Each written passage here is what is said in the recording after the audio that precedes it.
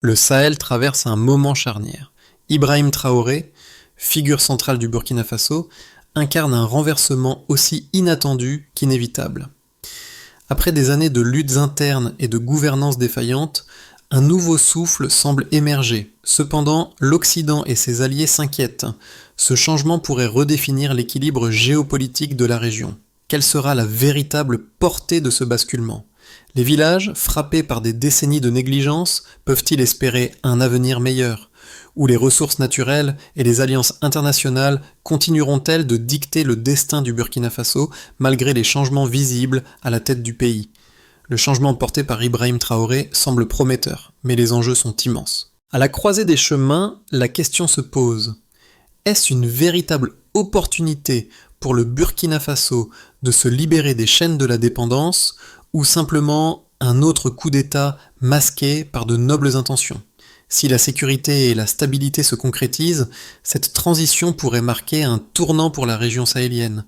Mais dans un contexte où les ressources naturelles comme l'or et l'uranium restent des leviers puissants entre les mains d'acteurs étrangers, il reste à savoir si ce changement peut durer. La véritable question est de savoir si ce mouvement, porté par l'action d'Ibrahim Traoré, trouvera un soutien populaire durable ou s'il sera rapidement étouffé par les pressions économiques et diplomatiques externes. Le Burkina Faso peut-il réellement redéfinir son avenir ou sera-t-il contraint de naviguer entre les intérêts internes et externes qui façonnent son destin ? Le 24 janvier 2022, un événement marquant secoue le Burkina Faso. Un coup d'État militaire renverse le président élu. Ibrahim Traoré, capitaine de l'armée, prend les rênes, porteur d'un discours qui semble profondément ancré dans la réalité du terrain.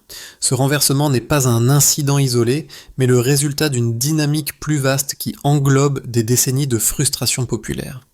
Les villages, souvent délaissés par l'État, manquent de livres, de médicaments et d'infrastructures de base. L'armée, bien que soutenue par des formateurs étrangers, se trouve en pleine déroute, incapable de répondre aux menaces grandissantes des groupes armés. En face, des forces étrangères continuent de profiter des richesses du pays, notamment de l'or et de l'uranium, tandis que la population souffre du manque de services de base. Ibrahim Traoré incarne une rupture avec le passé.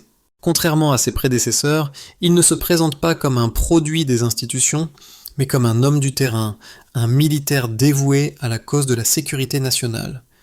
Ses discours ne résonnent pas dans les couloirs diplomatiques, mais dans les rues de la capitale, Ouagadougou, où des milliers de citoyens se sentent désormais écoutés. Mais ce mouvement, aussi légitime soit-il aux yeux de nombreux Burkinabés, attire la méfiance des acteurs internationaux. Ce coup d'État est perçu par certains comme une menace pour l'ordre établi dans la région sahélienne, où les puissances étrangères ont un intérêt direct dans la gestion des ressources. Alors, qu'est-ce qui rend cette situation si explosive ? Ce n'est pas seulement la prise de pouvoir d'un homme, mais un changement profond dans la dynamique régionale où les lignes de fracture traditionnelles entre pouvoir local et influence extérieure commencent à s'effacer. Ce qui est en jeu, c'est l'avenir du Burkina Faso, et potentiellement celui de toute la région du Sahel. Prenons l'exemple d'Ousmane, un homme qui a vécu ce bouleversement de près. 58 ans, est un ancien enseignant devenu vendeur de pièces de rechange. Après une carrière dans l'éducation, il s'est retrouvé obligé de vendre des pièces automobiles pour subvenir à ses besoins. Comme de nombreux Burkinabés, il a assisté impuissant à la dégradation des services publics, des écoles sans livres, des hôpitaux sans médicaments et une armée sans équipement. Malgré sa loyauté envers le système démocratique, sa foi a été érodée au fil des années. Le système a échoué à répondre aux besoins essentiels des citoyens, et prenons l'exemple d'Ousmane, un homme qui a vécu ce bouleversement de près, a progressivement perdu sa confiance en l'État. Il n'était pas le seul à ressentir ce malaise, mais son expérience résume la frustration croissante de toute une population qui a attendu des changements sans les voir. Lors du renversement du président, prenons l'exemple d'Ousmane, un homme qui a vécu ce bouleversement de près, a vu dans le coup d'État un espoir inattendu. Pour lui, la montée en puissance d'Ibrahim Traoré représente la possibilité d'un renouveau, une chance que le Burkina Faso puisse enfin prendre son destin en main. Ce n'est pas simplement une question de politique pour lui, mais de survie quotidienne. Les promesses de sécurité et de dignité bien que fragiles, sont porteuses d'une nouvelle légitimité.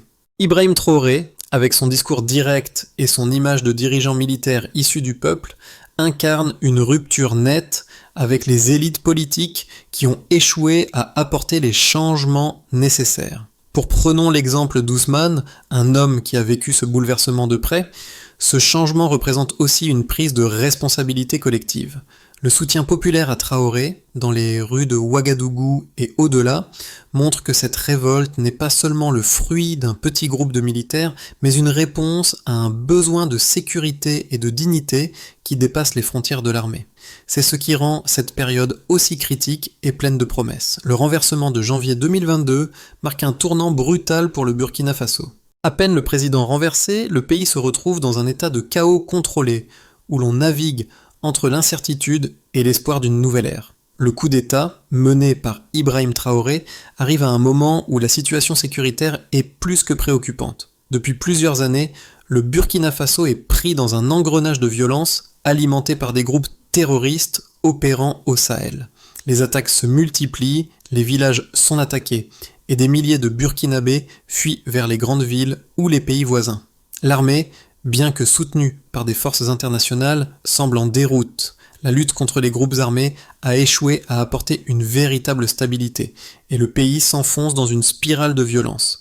Les raisons du coup d'État ne sont pas seulement liées à la défaillance de l'État face à la menace terroriste. Elles sont aussi enracinées dans un profond mécontentement populaire envers la gouvernance de l'époque.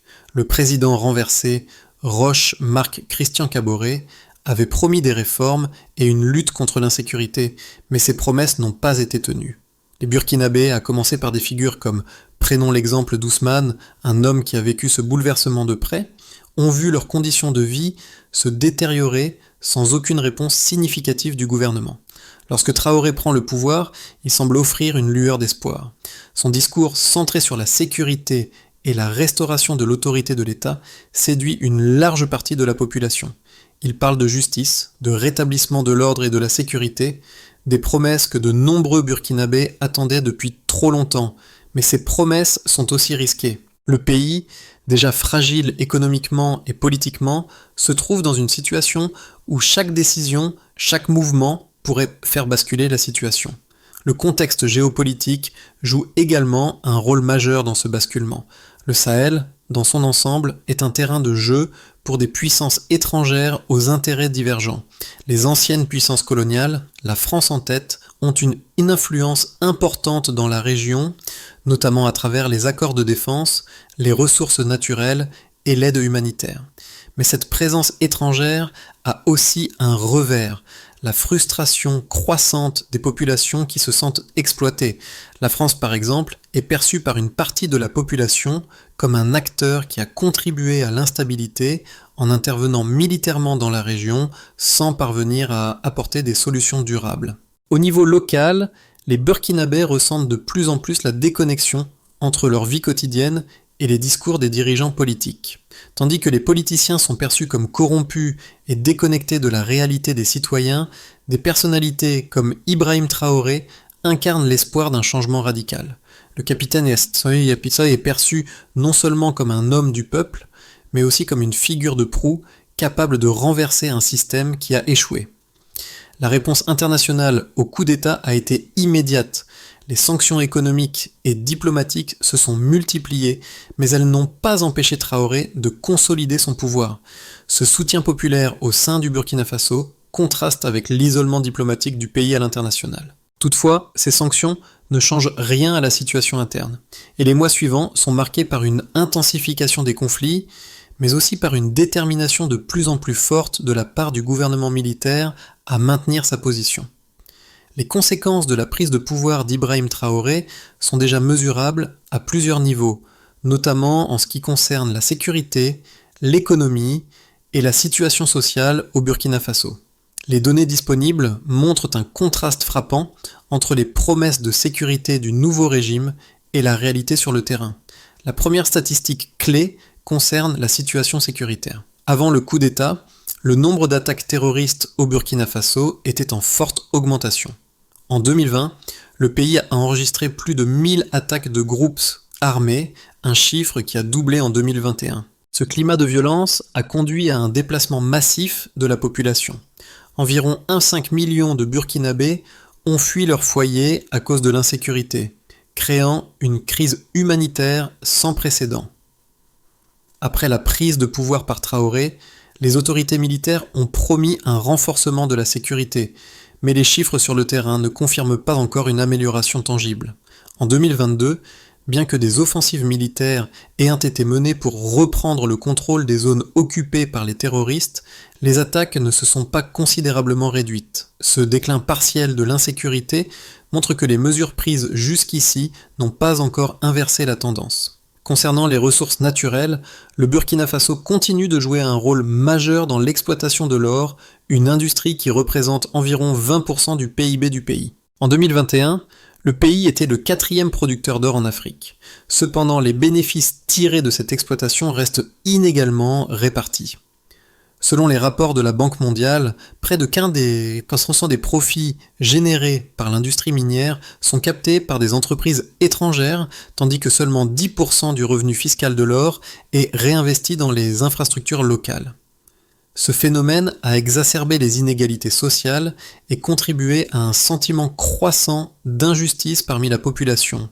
Le régime de Traoré a promis de renégocier les contrats miniers pour s'assurer que le pays profite davantage des richesses extraites. Toutefois, aucune mesure concrète n'a encore été mise en place pour revaloriser les retombées locales de l'exploitation minière. Sur le plan économique, le Burkina Faso reste extrêmement dépendant de l'aide extérieure, en particulier de la France et de l'Union européenne. Avant le coup d'État, environ 40% du budget national était financé par l'aide internationale. En réponse aux sanctions et à l'isolement diplomatique suite au renversement, l'économie burkinabé a souffert d'une réduction de ses aides. Le franc CFA, monnaie utilisée par le pays, a continué de subir des pressions, aggravant les difficultés économiques des ménages. En 2022, l'inflation a atteint des niveaux alarmants, avec une augmentation des prix de base tels que le riz et l'essence.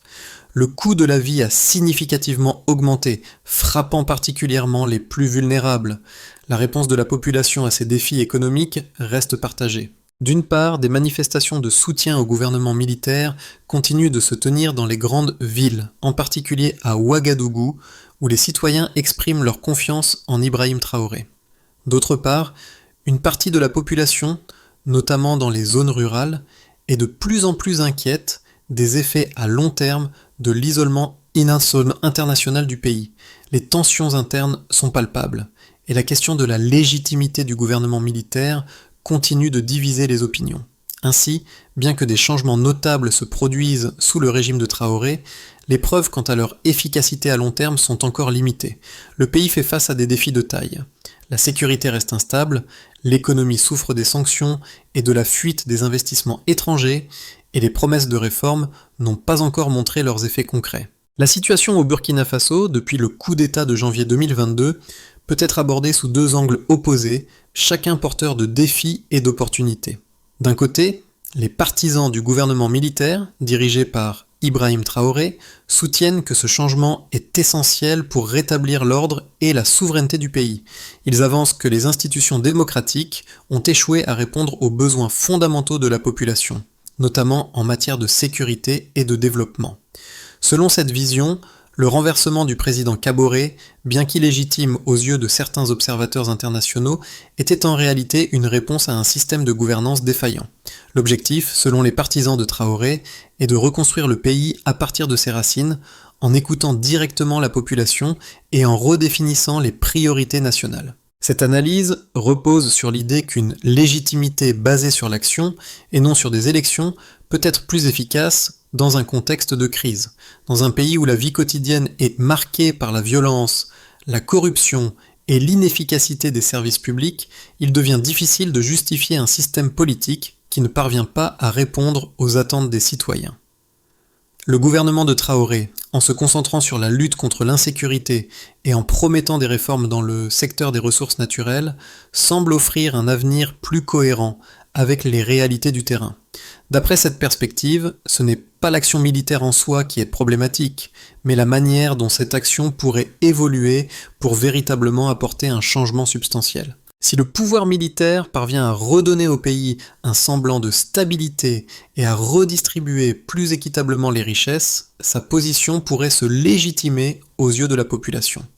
Cependant, l'opposition à ce coup d'État repose sur des arguments qui soulignent les risques immédiats et à long terme pour le Burkina Faso. Premièrement, la prise de pouvoir par la force pourrait créer un précédent dangereux pour la région. Les coups d'État militaires, même s'ils sont parfois populaires à court terme, finissent souvent par saper les fondements démocratiques, entraînant un retour à des régimes autoritaires ou l'instabilité chronique. Les sanctions internationales et l'isolement diplomatique qui en résultent risquent de fragiliser encore davantage l'économie du pays. Si les investissements étrangers se retirent et que l'aide internationale est suspendue, le Burkina Faso pourrait se retrouver pris dans un cycle de dépendance accrue vis-à-vis de ses voisins et de puissances extérieures, ce qui pourrait nuire à ses perspectives de développement. En outre, bien que le discours d'Ibrahim Traoré sur la lutte contre l'insécurité et la redistribution des ressources semble séduisant, il manque de garanties concrètes.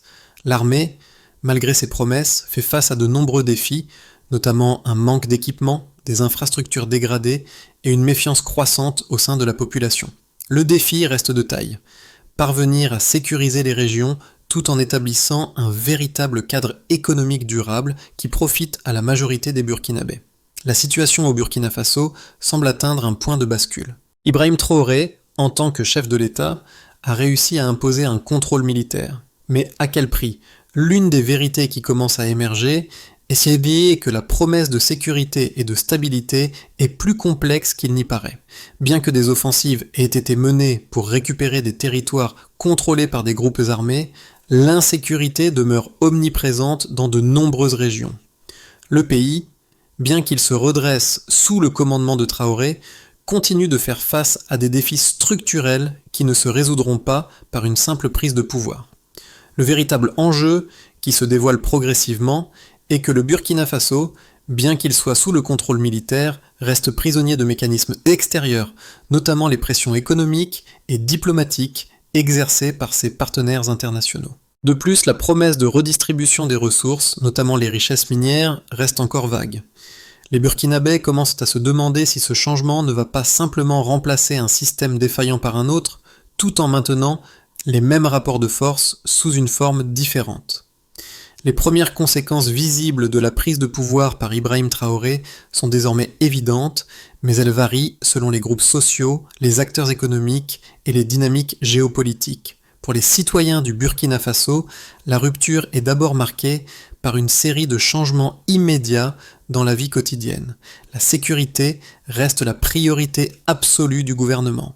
Et bien que des efforts aient été faits pour renforcer l'armée, les résultats sur le terrain sont mitigés. Dans les zones où l'armée a regagné du terrain, les attaques terroristes ne s'espiètent pas, mais elles deviennent moins fréquentes. Toutefois, la situation reste incertaine et la confiance des Burkinabés dans la capacité de l'État à maintenir l'ordre est encore fragile.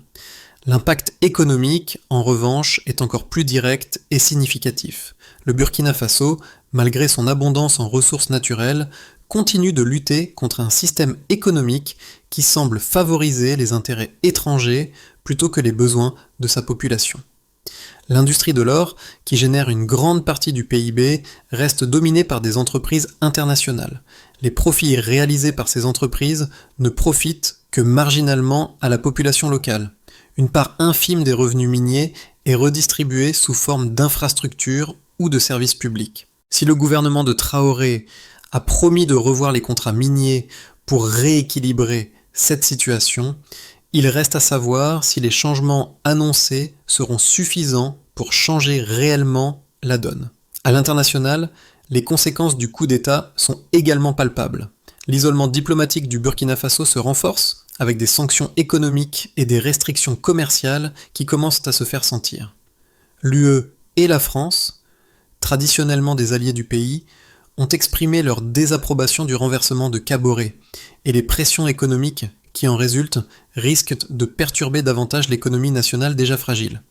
Cependant, cette rupture diplomatique n'est pas nécessairement une mauvaise nouvelle pour tous. L'isolement peut offrir au Burkina Faso une occasion de diversifier ses relations internationales, de renforcer ses liens avec d'autres puissances comme la Russie ou la Chine, qui pourraient être plus favorables à des accords économiques mutuellement bénéfiques. Pour les groupes sociaux les plus vulnérables, comme les femmes et les jeunes, la situation reste préoccupante. Si certains voient en Ibrahim Traoré un porteur d'espoir, d'autres se demandent si la nouvelle gouvernance sera plus efficace pour répondre aux besoins fondamentaux de la population.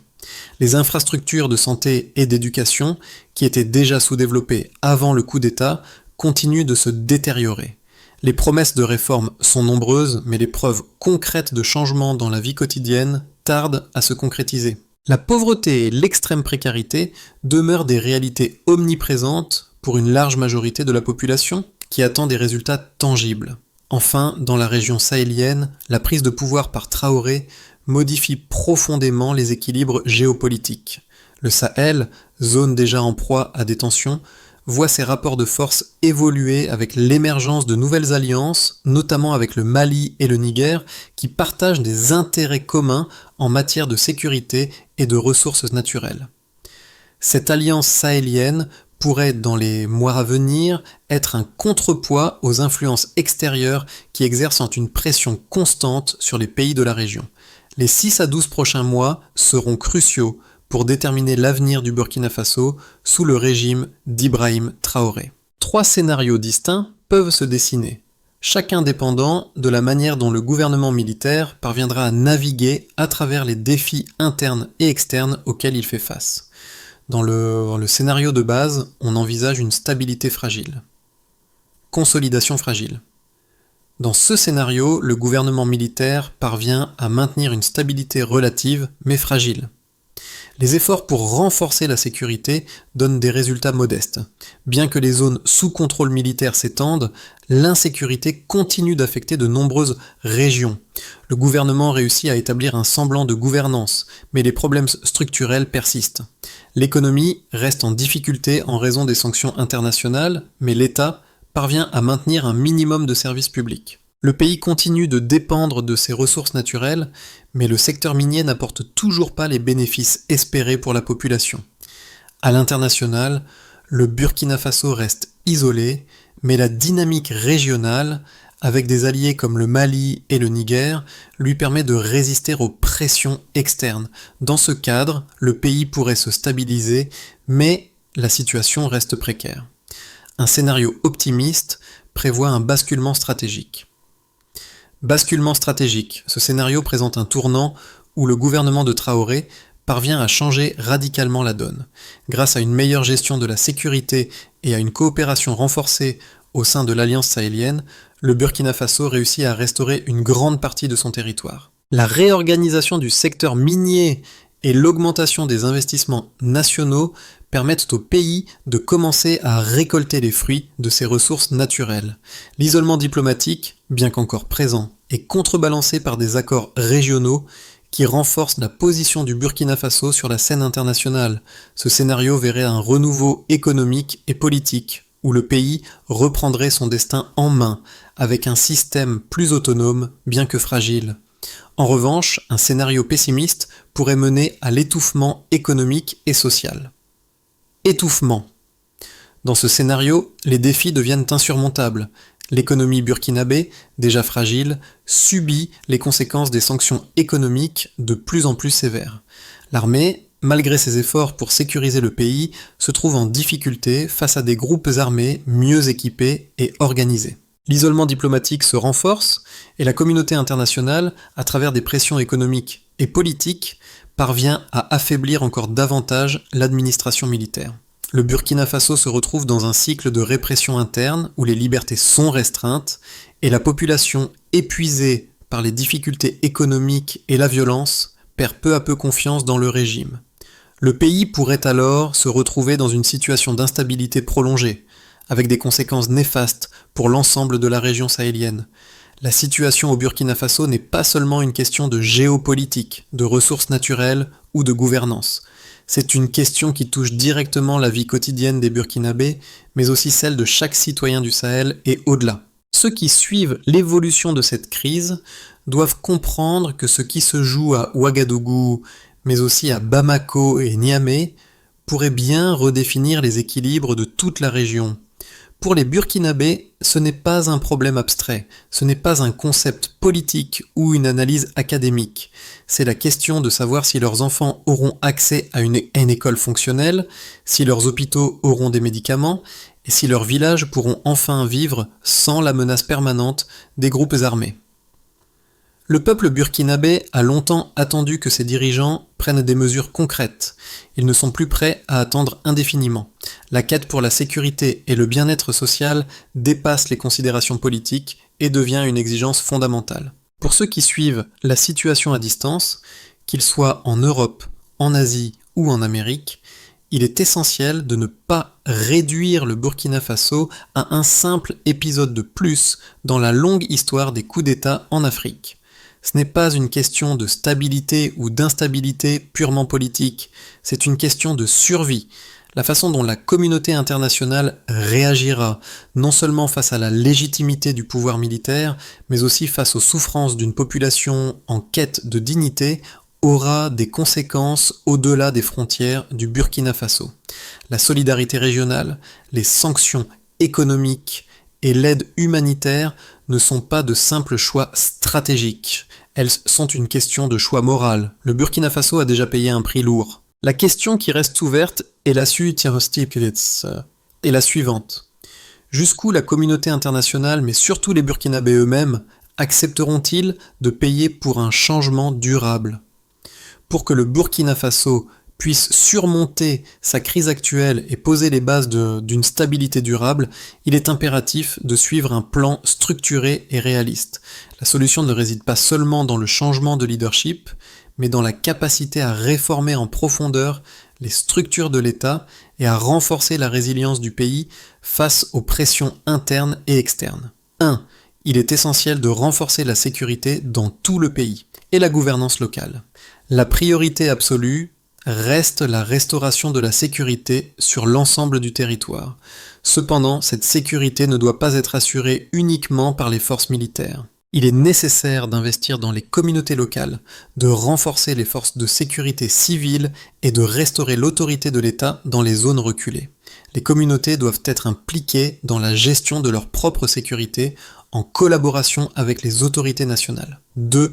Il est également nécessaire de réformer la gestion des ressources naturelles. Le Burkina Faso possède d'immenses ressources naturelles, mais leur gestion reste opaque et inéquitable. Le gouvernement de Traoré doit impérativement renégocier les contrats miniers pour garantir une plus grande part des bénéfices pour la population locale. Cela inclut la mise en place de mécanismes transparents pour la redistribution des revenus miniers, ainsi que l'amélioration des infrastructures publiques financées par ces ressources. 3. Une diversification économique est cruciale, tout comme le renforcement de l'autonomie régionale. Le pays ne peut pas dépendre uniquement de l'or et de l'uranium pour sa survie économique. Il est crucial de diversifier l'économie, notamment en soutenant l'agriculture, l'industrie légère et les infrastructures locales. Parallèlement, le Burkina Faso doit renforcer ses relations régionales, notamment au sein de l'Alliance sahélienne, pour créer une zone de coopération économique et sécuritaire plus autonome vis-à-vis des puissances extérieures. 4. Il est important de continuer à mobiliser le soutien international et humanitaire. Enfin, bien que le Burkina Faso doive renforcer son autonomie, il est également important de maintenir un dialogue avec les acteurs internationaux. Les sanctions doivent être contrebalancées par une aide humanitaire et un soutien pour les réformes économiques.